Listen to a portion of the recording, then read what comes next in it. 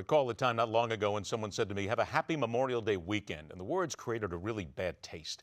I paused, turned to this person and said, "I prefer you not use the word happy when it comes to Memorial Day." Now, my friend was a bit perplexed and maybe even a mite insulted when he shot back, "What the hell is that supposed to mean?"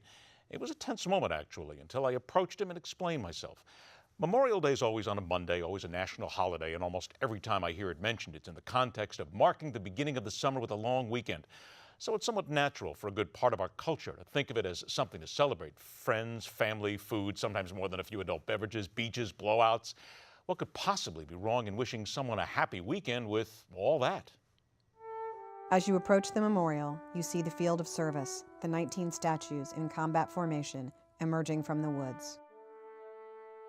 To the left of the field of service is the United Nations curb, which lists all 22 countries who participated in the war. Directly in front of the field of service statues is the Pool of Remembrance, which honors the dead, the missing, and the wounded. Next to the Pool of Remembrance is the large granite wall, engraved with "Freedom is not free."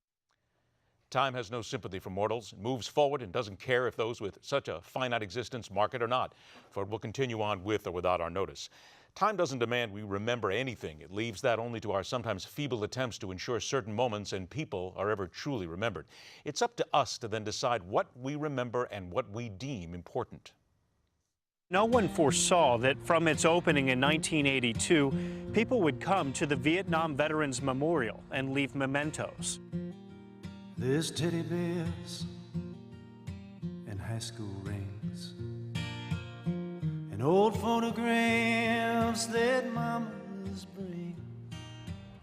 Large and small, personal and military, obvious and mysterious. Offerings at the wall. There's combat boots he used to wear when he was sent over there, and there's 50,000 names carved in the wall. Memorials are what we use to mark that time, to ensure future generations will never forget what came before, the human toll and sacrifices of freedom and failure, all in the hopes that we will learn from these tragedies and triumphs, and maybe one day we won't have to build any more memorials or play taps over new graves.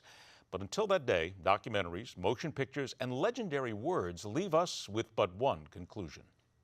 I pray that our Heavenly Father may assuage the anguish of your bereavement and leave you only the cherished memory of the loved and lost, and the solemn pride that must be yours to have laid so costly a sacrifice upon the altar of freedom.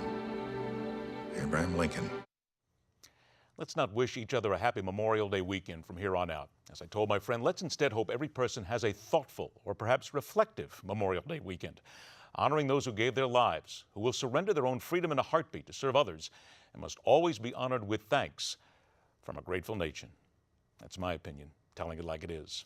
Now tell me what you think about it as well. What do you think about that? Instead of saying happy Memorial Day weekend, what about asking people to have a reflective Memorial Day weekend from now on? Something to think about instead of just barbecues, beer, and beaches. Contact us here, send it along. We'll talk about it and see what you think as well. Rock on, true believers. Thanks so much for joining us. I hope you and your family had a reflective Memorial Day weekend, and thank you for your service.